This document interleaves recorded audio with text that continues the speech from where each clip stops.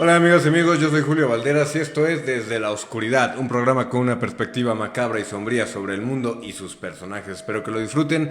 Estamos transmitiendo completamente en vivo desde Moro Comunicaciones. Le agradezco muchísimo a mi amigo Dani en los controles técnicos, al licenciado Inés y al licenciado Alejandro por permitirme llegar hasta ustedes a través de este espacio. Recuerden seguir a Moro Comunicaciones en redes sociales, los encuentran en Facebook, Twitter, Instagram, TikTok, YouTube, donde constantemente comparten contenido de actualidad y muy interesante. Hoy es martes 5 de septiembre del año 2023, en esta tarde húmeda en nuestra bella ciudad de Puebla. Y recuerden que siempre platicamos sobre temas y eventos que tienen alguna relación con la fecha cercana a nuestro programa. Y precisamente el tema del que les voy a platicar hoy tiene un acercamiento bastante macabro.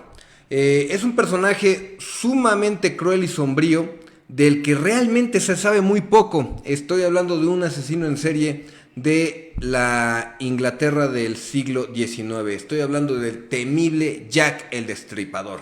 La leyenda de este hombre inicia en el barrio de Whitechapel, allá en Londres, en el año 1888. Fue un asesino en serie al que se le atribuyen al menos 5 homicidios.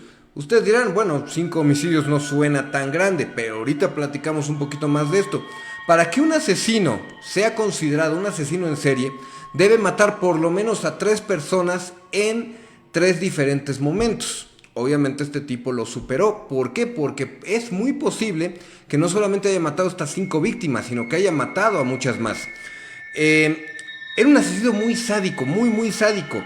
Y únicamente mató a mujeres que se dedicaban a la prostitución, a la profesión más antigua del mundo.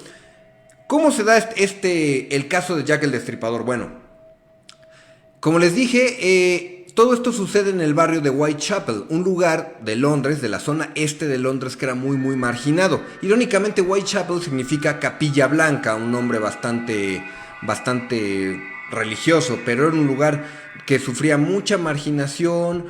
Era un sector social muy desafortunado el que vivía en esta zona. ¿Por qué? Porque ahí vivían muchísimos inmigrantes que habían llegado a Londres. Entonces, pues esto provocaba que mucha gente nativa de Londres pues evitara vivir ahí, y por ende pues las autoridades, la sociedad no le hacían mucho caso. Esto pues obviamente generaba un ambiente propicio para el crimen, para la clandestinidad y también para la prostitución. Entonces, como todos estos elementos facilitaban mucho la criminalidad, pues Jack el Destripador encontró aquí el escenario perfecto para llevar a cabo sus crímenes. Muchas mujeres eran asesinadas. De hecho, como era una zona muy marginada, la sociedad muchas veces prefería no voltear hacia el lado oeste de Londres. Entonces, pues no era extraña la violencia. De hecho, no solamente se habla de asesinatos, sino también de casos muy serios de racismo e incluso de antisemitismo que se dieron en esta zona. Porque les repito, había muchísimo inmigrante y también muchísima gente que vivía al borde de la ley por esta misma situación. En fin, como las prostitutas pues, eran consideradas mujeres muy indignas, pues también muchas veces no les hacían demasiado caso. La violencia hacia ellas era algo muy normalizado. Y es así como una madrugada del 31 de agosto del año 1888 es encontrada una mujer dedicada a la prostitución llamada Mary Ann Nichols. Y posteriormente, a los pocos días, exactamente el 8 de septiembre, también en la madrugada, es encontrado el cuerpo de otra mujer llamada Annie Chapman.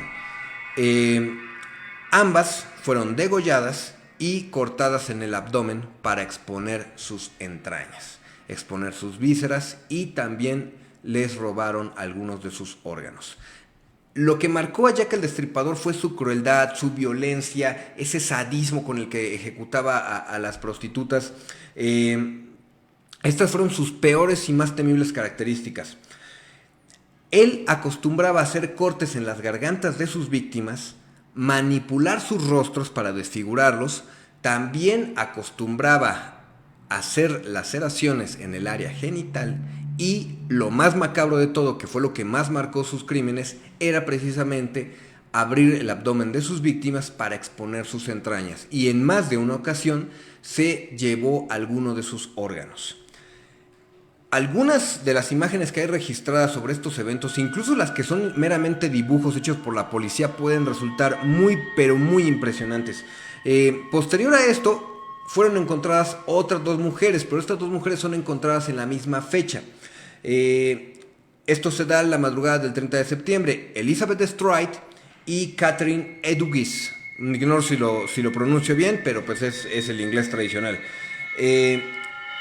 En el caso de la segunda víctima de estas 2 que fueron encontradas en la misma fecha, un testigo dijo que la había visto como 1 hora antes de que la policía la encontrara muerta, acompañada de un hombre de cabello oscuro y ropa, por así decirlo, humilde. Él lo describió como acompañada por un hombre venido a menos. Eso simplemente significaba que era alguien que utilizaba ropa pues vieja, a lo mejor incluso tenía el aspecto de una persona en situación de calle, un vagabundo que pues con el dinero que había juntado pues buscaba la compañía de una mujer. Entonces la policía, como empezó a encontrar un patrón en estos eventos, en estos asesinatos, pues no pudo evitar suponer que ya se trataba de un asesino en serie. Pero la situación se complicó. ¿Por qué? Porque hubo testigos que dijeron haber visto a acompañantes de estas prostitutas que eran de cabello oscuro y también de cabello rubio. Y algunos decían que iban vestidos de forma elegante o por lo menos más formal, y otros también usando ropa andrajosa. Pero esto únicamente complicó las cosas, porque le digo, además de que eran crímenes que muchas veces no se les daba la atención adecuada, pues los testigos también se llegaron a contradecir mucho. Cuando encuentran a estas 2 mujeres ocurre algo un poquito particular. En realidad a la única que atacó de la forma tradicional fue a la segunda, porque se cree que a la primera pudieron haberlo sorprendido cometiendo el asesinato y por eso no pudo terminarlo, porque la segunda víctima fue encontrada únicamente como 40 minutos después de la primera. Entonces seguramente le estaba atacando a la primera víctima, que únicamente le logró hacer cortes en el cuello, y se fue a atacar a la segunda víctima, otra mujer de la calle, a la que sí le cometió su cruel y sádico ritual. Como les digo, los testigos se contradijeron mucho, esto complicó las cosas, y finalmente en el mes de noviembre es encontrada otra víctima llamada Mary Jane Kelly. Esta mujer fue encontrada en su cama, en la cama que utilizaba en el hotel regularmente para llevar a sus clientes, y Jack el Destripador le cometió todas las atrocidades que acostumbraba a cometer con todas sus víctimas. Estos son los 5 asesinatos que se le atribuyen de manera oficial, por así decirlo, a Jack el Destripador. La policía, la prensa y la sociedad en general llamaron a esta serie de crímenes como los asesinatos de Whitechapel, que se dieron en realidad desde el 3 de abril del año 1888 hasta el 13 de febrero de 1891. Estamos hablando de 11 asesinatos de mujeres bajo prácticamente las mismas circunstancias. Pero es posible que hayan sido todavía más. Se habla incluso de otros 27 asesinatos que pudieran adjudicársele al temible Jack el Destripador. A pesar de que muchas personas le adjudican todos los asesinatos, realmente no hay certeza de que los haya cometido. ¿Por qué? Nunca se supo la identidad de Jack el Destripador. Nunca fue aprendido. Jack el Destripador siguió cometiendo crímenes hasta el día de su muerte, muy posiblemente, porque nunca se supo quién era. No se sabe realmente, no se tiene a ciencia cierta una descripción del aspecto físico de este hombre. Realmente es considerado el primer asesino mediático de la historia, porque la prensa se encargó muchísimo de hacer popularidad su historia. Los crímenes pues despertaban muchísimo el morbo de la gente. Mujeres de la vida fácil que posiblemente, tal vez, se habían ganado un castigo por sus crímenes ante Dios, sus pecados, etc. Entonces la prensa hizo todo un espectáculo de estos asesinatos y ensalzó muchísimo la leyenda de Jack el Destripador. Pero ¿cuál es la razón del nombre? ¿Por qué conocer el nombre de Jack el Destripador? No se le No hubo pistas realmente trascendentes alrededor de sus asesinatos. Lo más que llegó a ver al momento de cometer sus asesinatos es que a una de las víctimas le quitó un delantal que llevaba, y el delantal fue encontrado cerca de alguna cantina donde dicen que dibujó un grafiti encima, pero realmente no hay a ciencia cierta conocimiento del mensaje que pudo estar en el grafiti. Se habla de un mensaje antisemita, pero pues obviamente algo muy común, como les comento, en esta zona de Londres. Entonces se descartó esa teoría de que también fueran mujeres judías. Pero lo que realmente sucedió es que Jack el Destripador por lo menos mandó 3 cartas a la policía aceptando la culpa de sus horribles crímenes, presumiendo el odio con el que castigaba a sus víctimas y pues firmando sus cartas como Jack the Ripper, Jack el Destripador traducido al español. También existe la posibilidad de que incluso la misma prensa, algunos de estos pseudoperiodistas de la época que quisieran ganar más lectores y darle auge a sus publicaciones, pues hayan inventado algunas de estas cartas que se autoenviaron a los mismos periódicos o incluso a la policía. La realidad es que quien quiera que haya sido Jack el Destripador, no sabemos si recibió el castigo al final de sus días, nunca se supo quién era y nunca jamás fue aprehendido por la policía. Existen muchísimas teorías sobre este hombre, de cuál era su origen, quién era realmente, si hubo acusados, si hubo algunos sospechosos a los que se entrevistaron, a los que se les cuestionó dónde habían estado las noches de los incidentes, pero todos tuvieron la oportunidad de demostrar su inocencia y lo lograron. Entonces la policía pues realmente nunca pudo resolver completamente el misterio de Jack el Destripador. Hay una teoría que dice que él odiaba a las prostitutas porque alguna de ellas lo había contagiado de una enfermedad venérea y él las buscaba tratando de encontrar venganza porque él también se iba a morir a causa de esta enfermedad por culpa de tener relaciones sexuales con una mujer de la calle. También se aseguraba, esta teoría sí es muy aceptada, que él era médico. ¿Por qué? Porque tenía muchísimos conocimientos de anatomía y de biología sobre sus víctimas. Sabía dónde hacer los cortes en el abdomen, sabía de dónde extraer el útero, los intestinos, el vaso. Entonces es muy posible que este hombre fuera alguien letrado, educado, tal vez incluso de recursos económicos, que fuera un médico formal por el día y por las noches asesinar a sangre fría a mujeres de la calle. Incluso la sospecha más controversial y un poquito más bizarra es que era un miembro de la realeza británica y que al ser una persona intocable, pues la policía nunca se atrevió a desenmascararlo ni a castigarlo. Pero obviamente ya son teorías conspirativas muy fuertes. Vale la pena mucho adentrarse en ellas, vale muchísimo la pena hablar sobre ellas, ya que el Destripador ha sido llevado al cine, al teatro, a la literatura. Vale mucho la pena adentrarse en la historia de este tipo, que aunque era un psicópata, realmente dejó un legado muy macabro y muy sombrío y por demás terrorífico. El terrible Jack el Destripador. Hay que decirlo, la prensa tuvo muchísimo que ver con la popularidad de este monstruo, pero pues quedó para la historia. Por siempre se sabrá que Jack el Destripador nunca pudo ser atrapado. Amigos, cambiando un poquito de tema, pero no demasiado, México no se queda atrás en este tipo de historias macabras y crueles. Bien, hoy 5 de septiembre se celebra el Día Internacional de la Mujer Indígena. Resulta un poquito, pues, macabro que coincida esta fecha con el tema que ahorita les voy a platicar. Les quiero platicar de unos personajes que también fueron asesinos seriales mexicanos. Fueron conocidos como los Huipas. ¿Quiénes eran los Huipas? Hablando del mes patrio, pues eran mexicanos que irónicamente comparten algo con las mujeres indígenas. ¿Y qué es eso? Pues que los Huipas pertenecían a un grupo indígena de nuestro país. Ellos estuvieron activos nada más entre el año 1949 y 1950, pero sí eran un grupo muy sádico.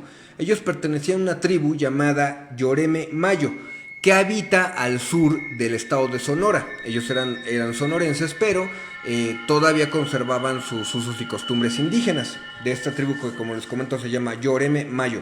Y son considerados los primeros asesinos en serie de origen amerindio, es decir, indígenas o aborígenes del continente americano, los primeritos. Suena poco creíble porque es muy raro que no hayamos oído hablar de asesinos seriales en otras partes del mundo en otros siglos, pero realmente que hay un registro muy formal o un poquito más a fondo sobre este tipo de asesinos es lo que los convierte en que sean considerados los primeros asesinos seriales de América. Bueno, no de América, pero sí de origen indígena en América. Ellos eran 4 específicamente, de ellos sí se sabe muchísima más información. Sus nombres eran Eusebio Yocupicio Soto, Adelaido Huipas Quijano, Leonardo Yocupicio Huipas y Basilio Humo Valenzuela. De ahí el nombre de los Huipas, como que era la forma más fácil de identificarlos por este apellido.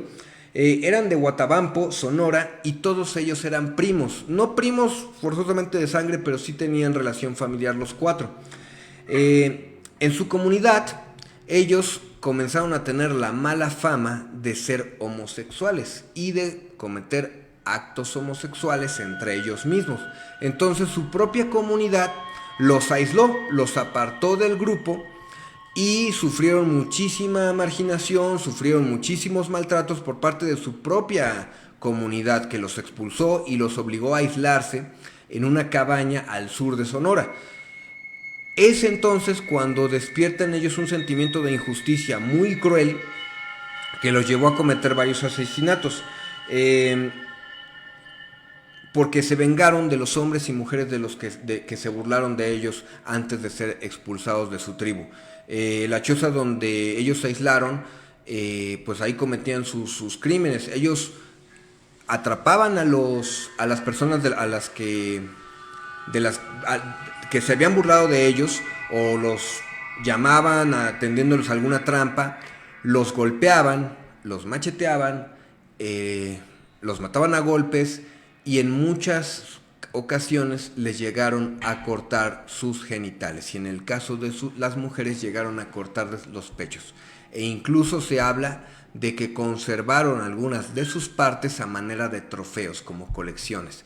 Y en algo todavía más horrible, también llegaron a enterrarlos vivos después de masacrarlos. Entonces fueron muy sádicos, y ellos, aunque sí sufrieron mucha injusticia y una marginación muy cruel, la forma de desquitarse, pues desde luego que no fue la adecuada, porque se desquitaron con una crueldad muy sádica. Ellos finalmente fueron detenidos el 13 de abril del año 1950, porque el padre de su última víctima los señaló como las últimas personas que lo vieron con vida. La policía empieza a investigar, intervienen en la choza, y pues sí, descubren que ahí tenían todavía a una de sus víctimas, los restos que quedaban de una de sus víctimas. Y entonces, gracias al papá de esta última víctima, que estos muchachos se cobran venganza, pero a un precio altísimo. Y fíjense lo que son las cosas. Los 4 fueron condenados a cadena perpetua. Pero ocurre algo en aquel entonces en México. En México la pena de muerte se dejó de aplicar a mujeres y hombres mayores de 70 años desde el siglo XIX. O sea, si eras hombre de menos de esa edad, sí se podían condenar a pena de muerte.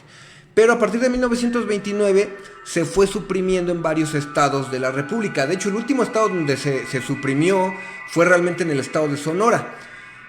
Esto les beneficia a este grupo de asesinos, porque en lugar de ser condenados a cadena perpetua, únicamente tuvieron que cumplir 30 años de cárcel. De hecho, se abolió la cadena perpetua en la Constitución Política de los Estados Unidos Mexicanos hace no demasiado tiempo, en el año 2005. En fin, se sabe que Eusebio y Basilio murieron en la cárcel a causa de la tuberculosis. No llegaron a cumplir con su condena de manera completa. Pero Adelaido y Leonardo sí salieron libres después de cumplir su condena de 30 años, pero ya nunca se supo qué pasó con ellos. La gente olvidó su historia y continuaron con lo que les quedaba de vida en el completo, total y absoluto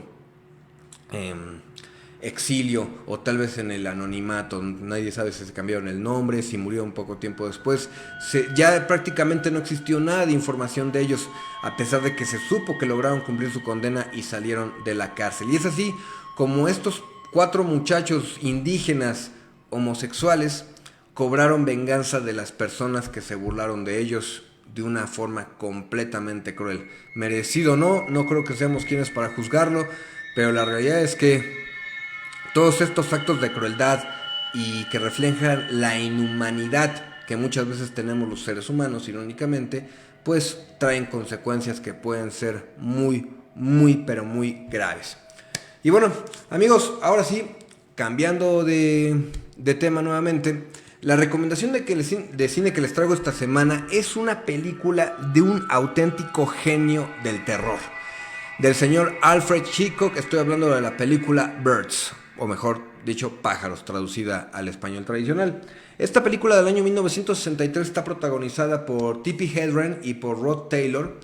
Hay más artistas que participan. El propio Alfred Hitchcock participa en un pequeñititito papel de extra en la película, que de hecho esto era algo que él hacía siempre en sus películas.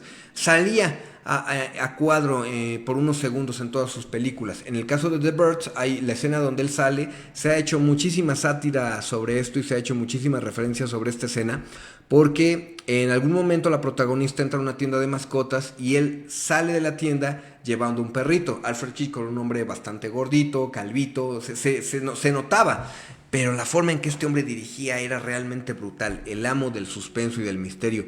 Sus películas te inspiran muchísimo terror, te mantienen siempre en un constante nerviosismo, y la película de Pájaros no es la excepción. Miren, es una joven adinerada de la ciudad de San Francisco que precisamente en una visita a la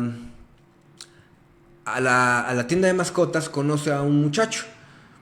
Tienen una buena química, tienen conexión, y ella decide tomar la excusa del cumpleaños de la hermanita del muchacho para comprarle unos pajaritos.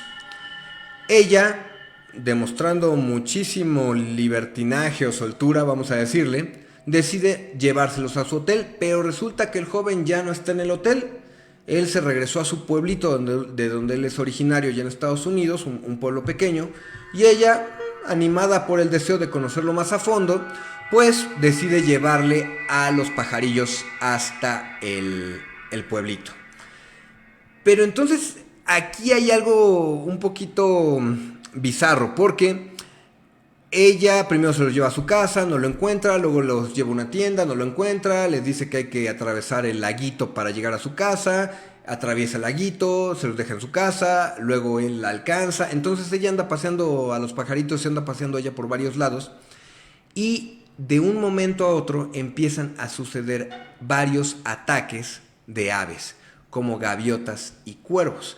Hay que decir que para 1963, que fue cuando se dirigió esta película, los efectos visuales son sorprendentemente buenos, porque no había efectos especiales, no hay efectos por computadora, únicamente la actuación de la gente y todos los recursos de los que echó mano el señor Alfred Hitchcock. Ya saben que no les hago spoiler de la película, tienen que verla, es una joya esta película. Y si no la han visto, cuando la vean por primera vez, les aseguro que les va a sacar más de un grito, y también van a entender muchísimas, pero muchísimas referencias de lo que la cultura popular ha hecho a lo largo de los años con esta gran película, Pájaros, del señor Alfred Hitchcock, del año 1963.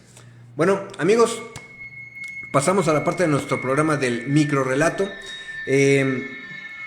Ya saben que todos mis microrrelatos están en mis redes sociales, ahí los pueden leer. La intención del microrrelato simplemente es meterte en la historia, causar suspenso, causar intriga, sin que haya un principio o un final. Eso está en tus manos. Quiero que se imaginen a un hombre en la soledad, con un secreto muy grande que guarda.